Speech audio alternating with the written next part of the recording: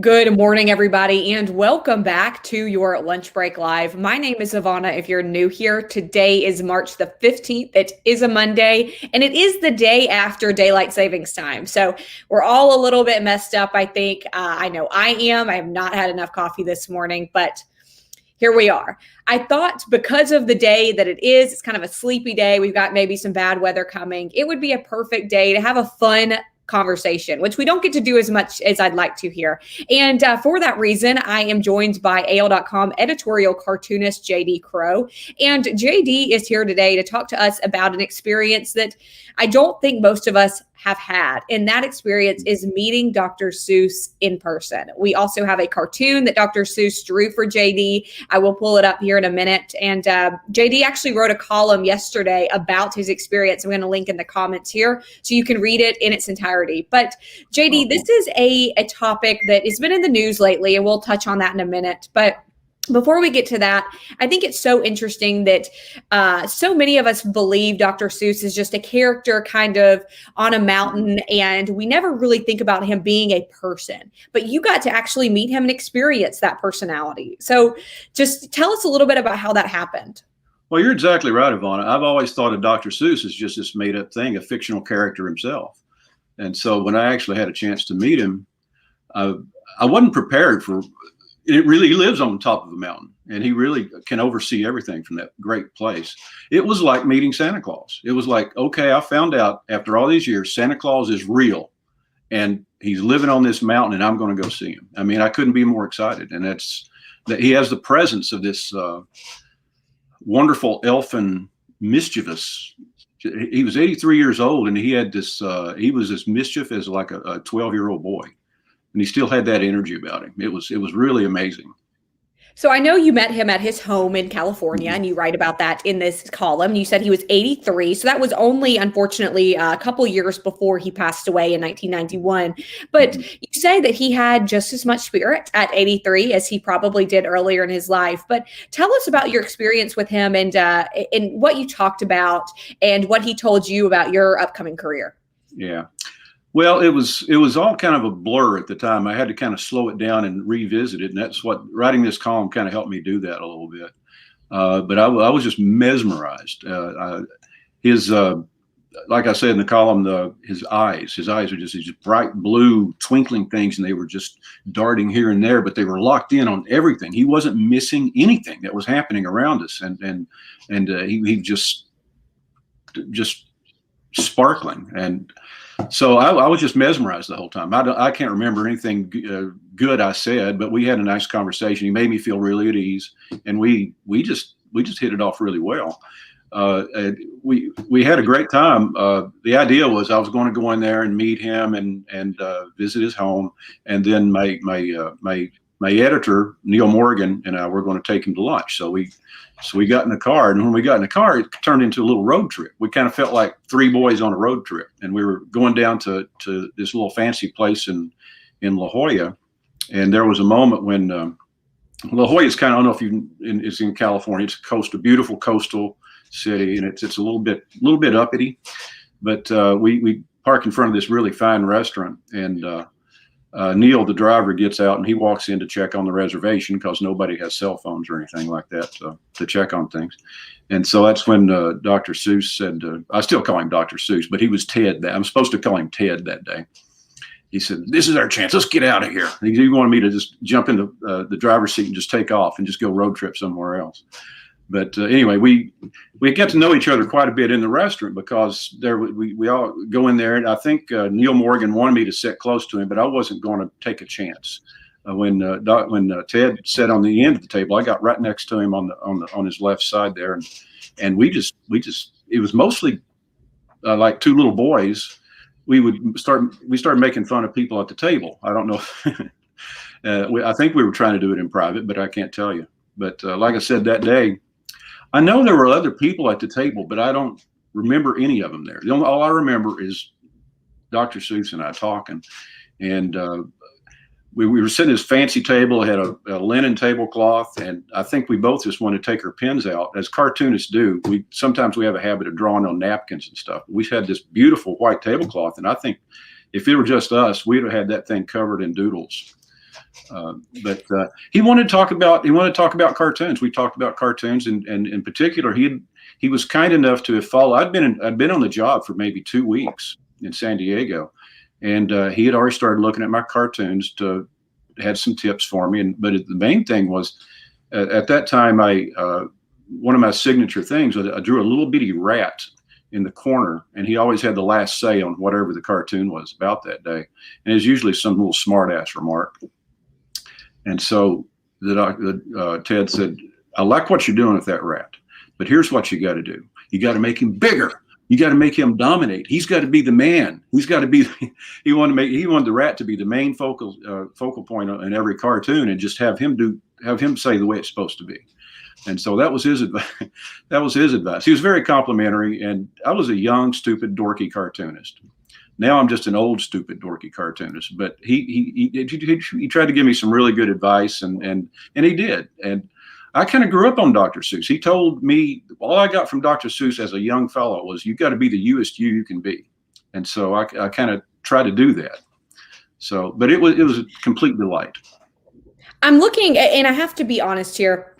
I never thought about Dr. Seuss having a name. Like, you keep calling him Ted. And I never, growing up and to this day, I have to say, I did not know Dr. Seuss's name until this morning. I was reading some of the things you had written about Dr. Seuss, reading up on the latest news about him and his enterprises. And that was the first time I learned his real name. So I will be honest about that. And I think everybody kind of feels that same way. He is just Dr. Seuss. He's not a name. And I think it's interesting. You talk about going to his house and how that house almost to you resembled things that were in some of these tales we're also familiar with, the Lorax and the trees from Horton Hears a Who, and all of those type of illustrations we're also used to. And I think so many of us have a story, like you mentioned, that you grew up on Dr. Seuss. You mentioned in your column about how you and a friend of yours would get in trouble because you were snickering under the table at one of the books. And I think we all have that story. We all have that moment. But I think that it is timely at this point. You mentioned in a cartoon about a week ago, maybe 2 weeks ago at this point, that you had met Dr. Seuss. This was before you wrote the column, and this is a cartoon you did. I believe it was called "If I Ran the Cancel Culture Zoo." That's right. And this cartoon that you did came out at a time when we learned that Seuss Enterprises was stopping the production of several books. Those books are "And to Think That I Saw It on Mulberry Street," "If I Ran the Zoo," "McElligot's Pool," "On Beyond Zebra," "Scrambled Egg Super," and "The Cat's Quizzer." And Seuss Enterprises, and I'm looking at this quote to make sure I get it right, they say that, quote, "These books portray people in ways that are hurtful and that are wrong." And you drew this cartoon and you made some comments about what you thought about that and what you believed that Dr. Seuss, Ted Geisel, would say to that change. So I'd love to hear your thoughts on that. Yeah, the thing about it was this was not, these books were not banned. This was not it was not a book burning of any sorts. Seuss Enterprises, the people who run his estate, the people that knew him well, I think his wife for many years ran it, and she died just a few years ago. Anyway, I think I feel confident that the people who ran Seuss Enterprises took what they felt about him to heart, and they just weren't comfortable printing new copies of these books because some of the images in there were very, very racist, stereotype images. But these books were in the 40s and the 50s, and unfortunately, those things were normal at the time. I mean, I'm not saying that they, unfortunately, that's the way society has allowed those kind of stereotypes to exist. And I really believe Dr. Seuss would be behind that completely to say, yeah, we don't want to put those books back out there. I don't think he wanted them banned, and they weren't banned. But I think he would be very comfortable with their decision to stop printing those books, new copies of them.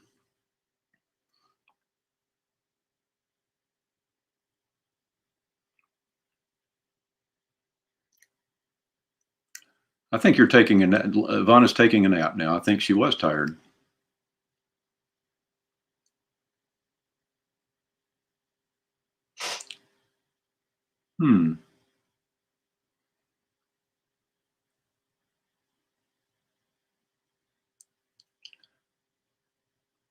Okay. Wake up, Ivana. I'm going to stop for 30 seconds and say that I had internet people come out last week. Apparently, they got to come back. So, unfortunately, this is a problem that I'm having working from home. I think we're all having that. But this was a comment you made. You said that he was a sharp, feisty, progressive man with a conscience. I'm sorry if you answered that when we got cut out, but if you could explain kind of what you meant there. Yeah, I just saying, yeah, he would have been behind this decision to stop. In my opinion, I have no idea, but I think he would have been very comfortable with not printing any more of those images. I know we've all done and said stuff when we were younger that we probably shouldn't have, but it was normal at the time, supposedly. But those images were really, really racist and very harsh, and they're hard to look at now. So I'm not glad they're not completely banned. But I think it's a good decision. It's their decision. Seuss Enterprises made, I think. Dr. Seuss, Ted Geisel was a very, very progressive man. He did some editorial cartoons. I don't know if you want to talk about that or not, but when during the time of World War II, he was American German. But he was very offended obviously by Hitler, and he went after Hitler daily. In 2 years, he did 400 cartoons, and it was attacking America First isolationism that wasn't going after Germany to attack Hitler. And so, but he was behind the going after Hitler before anybody else was, and he was very vocal about it. He was drawing these cartoons for a very liberal New York newspaper called PM, and so. His editorial cartoons are fascinating. He drew in a very same, fun, whimsical style, but his attacks were very pointed. I think that's interesting. I didn't know that about his editorial cartoons, but that's what you do, JD. Is you're an editorial cartoonist. Has your love of Dr. Seuss from when you were a child and that influence, has that influenced you in your work? It's always influenced me. I mean, most kids. They find the love of learning and the love of reading through Dr. Seuss even today, and that was the thing with me. I wrote about in the thing when I was when I got to school, and I had great teachers. I was lucky to have really good teachers that put up with me because I loved to draw. I was drawing all over everything. And so I try to finish my test first, so I have time to draw a nice kiss-ass picture to the teacher, so I could get a better grade maybe. But I would draw these nice flowers or animals and just stuff. But I was totally affected by Dr. Seuss. He was a big influence on me. And so in some of the writing assignments, I would try to make them rhyme. I tried to make Seussian rhymes out of my tests when there was a little essay. So everything about it at that time I was just loving Dr. Seuss. So he's always been a big influence on me.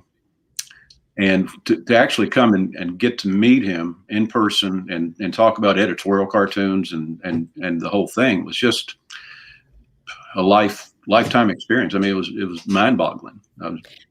I'm going to share here the cartoon that Dr. Seuss Ted Geisel drew for you. And this is a play on the Cat in the Hat. I think most of us will recognize that. Can you read us what this cartoon says? Yes. I can lick any mouse in the house, but I wouldn't lay my paws on a J.D. Crowe rat. And I know that alludes to those rats you used to use in your cartoons. Tell us about what he said about those rats. He just wanted the rat to be bigger and be more prominent. He said the rat, he was. I think he was trying to say, look at the Cat in the Hat. Now, what I probably should have done is write a book called The Rat in the Hat and just see if he had a problem with that. But I think that's kind of where he was steering me to go. He had the cat. He said, you need to make this rat bigger. You make this rat a star. That was his advice, and I probably should have done that. And I was feeling kind of sad about it going over this, thinking about his last words to me was always about that rat, make it bigger. And then for some reason over the years, I dropped it completely. So maybe I need to revise it for a Dr. Seuss rat.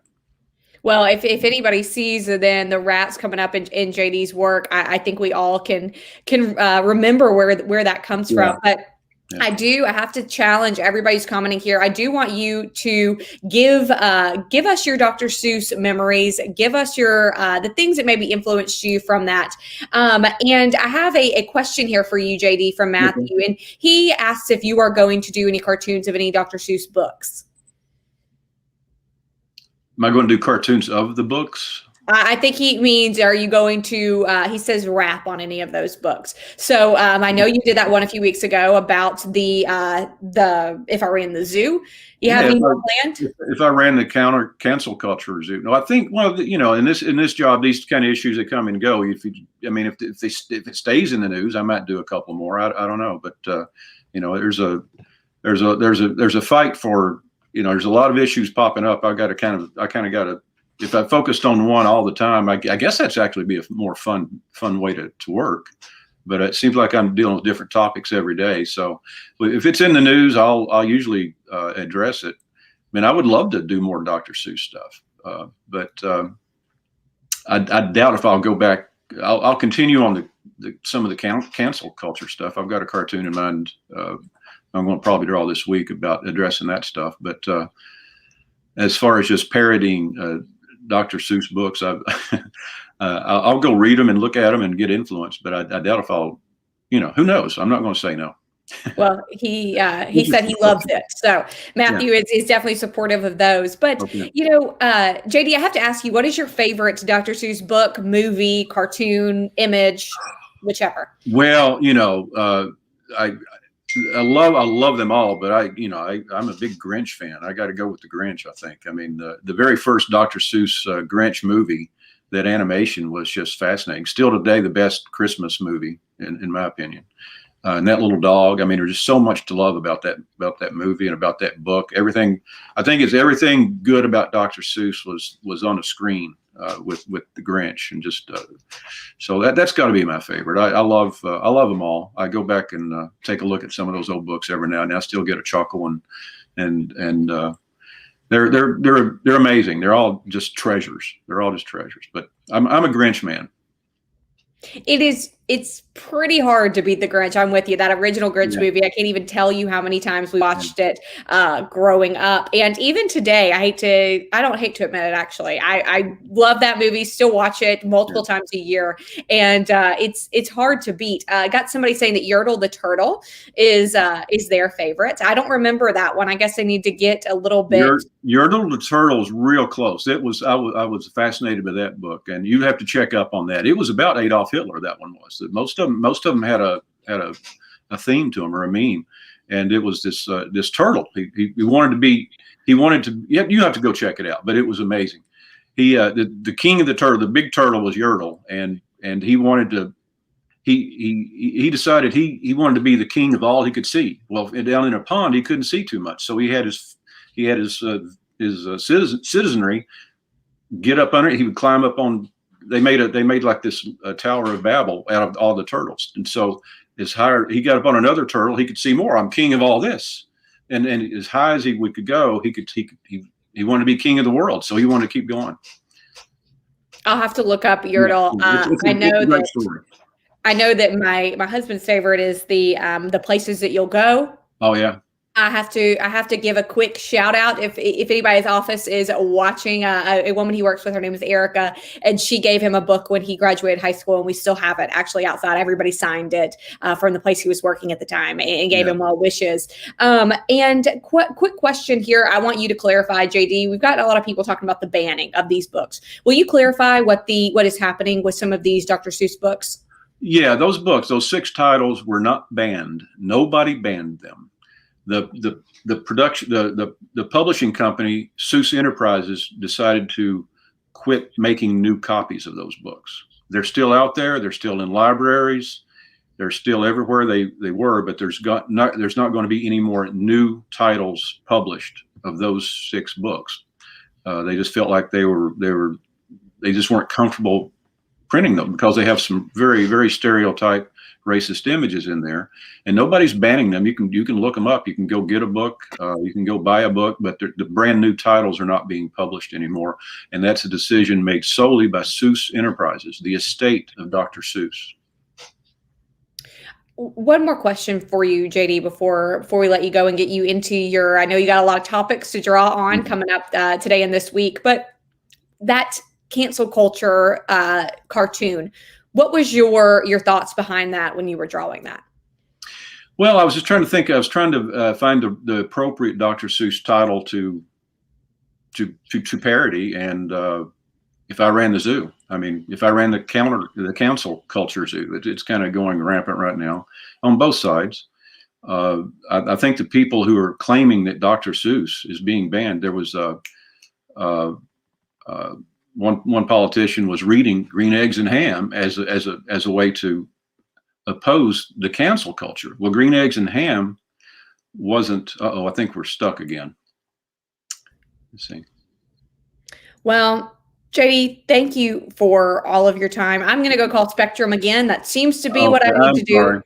Everybody, if you have an in there, please give it to me. So JD, this has been so fun to get a little bit of a lighthearted take on things happening. We know oftentimes we are really overwhelmed by the pandemic situation happening, and then we've got severe weather, coming later this week. So it's just nice to have a little bit of break. So thank you for that. Well, thank you, Yvonne. It's always a pleasure. JD, thanks again. Everybody watching, thank you so much. Send us your favorite Dr. Seuss memories, and we will see you tomorrow.